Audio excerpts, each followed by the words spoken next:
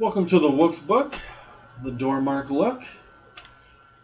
I love science and I love the Bible, and I love when they come together, and I love little tidbits of science that God will reveal.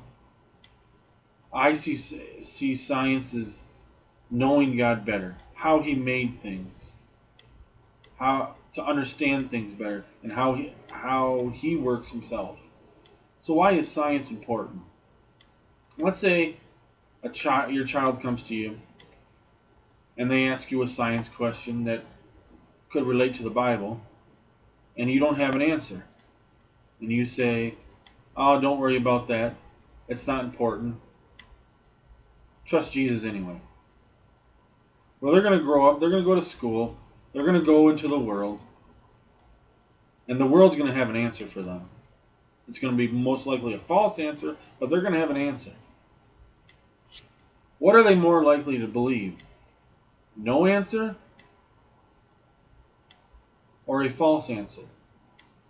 They're going to believe an actual answer, whether true or false. That's why in 1 Peter 3:15 says, "Be ready always to give an answer to every man that asks you a reason of the hope that is in you with meekness and fear." Do you have an answer to why you believe the Bible? Why you act this way? Why you're devoted to Jesus? Why do you understand this way? Why do you have hope? Why do you have joy? Do you have an answer? Or is your answer because my parents or my pastor or my denomination says I need to believe this? Do you have an answer? And so I think I've established that science is important somewhat to a Christian. But what is science? Science, is it physics, chemistry, biology? Well, science is the Latin for knowledge, to know or to understand. But let me ask you, can you truly know anything? I like the phrase, if you don't know everything, you don't know anything. What does that mean? Well, let's say you know 10% of all the knowledge there is to know in the universe. And you think you pretty much know it. You think it's true. Is there a possibility that out of the 90% that you don't know can disprove the 10% that you think you know? Yes, that has happened all throughout the history of science. New discoveries come. So how can we even start to know knowledge, or how can we start to know anything at all? Proverbs 1:7. The fear of the Lord is the beginning of knowledge. To begin to know anything, you need to fear and know the Lord. Since He knows everything, and you tap in to what He knows, tap into Him, He can start to reveal little tidbits of knowledge to you. Whether through nature, science, the Bible, His Spirit, through other people. But the point is, you have to fear and know God, the one that knows everything, before you start to know anything. And if we did know everything, what's the point of even worshiping God, since we'll be equal with God? He knows everything, we know everything. Why worship Him?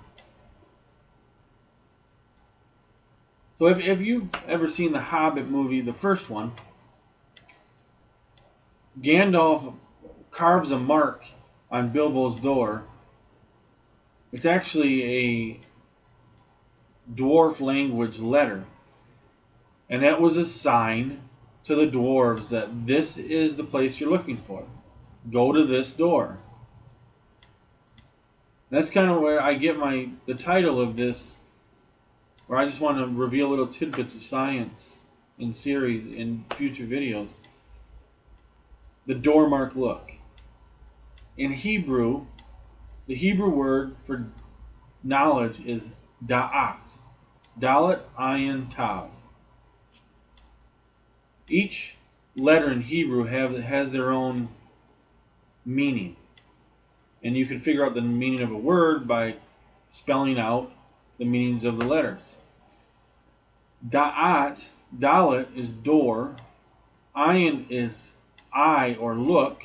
Tav is mark. So look for the door with the mark. Or the door with the mark, look inside of it, and you'll have knowledge. Knowledge is in there. Interesting thing about Tav, the last letter of the Hebrew alphabet. In ancient Hebrew, each letter was a pictograph. It was a little picture of what the meaning was. Now, a couple thousand years before crucifixion was even invented, Tav was this.